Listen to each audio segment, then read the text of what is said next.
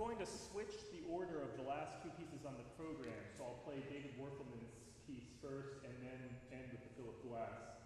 This second half is a more modern take on dance as opposed to modernist, which was Schoenberg.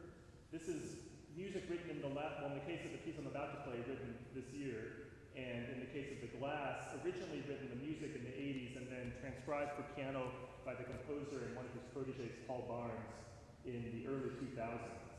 The David Werfelmann piece, as the title suggests, is a modern composer's look back through the filter of 250 years since the time of Bach, and this is David Werfelmann's unique take on the movements that we've heard a few times here tonight. The prelude, the minuets, we've heard in the Schoenberg.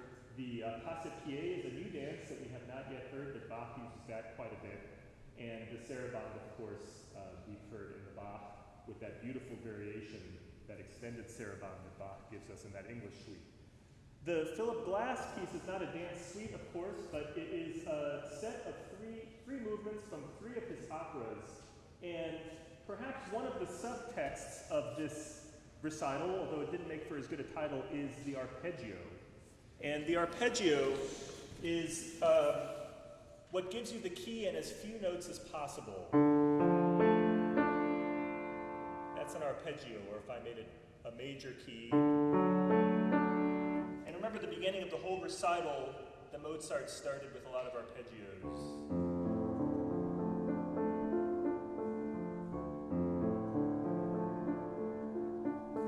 Really just bare chord progressions outlining a key.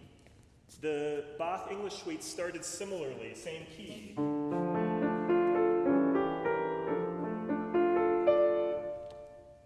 The Schoenberg, in its own way, explored its tone row. Of course, arpeggios are not part of that language in the same way, so you didn't hear them there. David Werfelmann's piece is filled with arpeggiations, especially in the passe-pied, which is a whirlwind of arpeggiations in D major as well. That's our home key for the evening. And Philip Glass's music is composed famously almost entirely of arpeggiations, and these three movements are no exception. The third of the three is from an opera, Akhenaten, which chronicles the life of the ancient Egyptian pharaoh.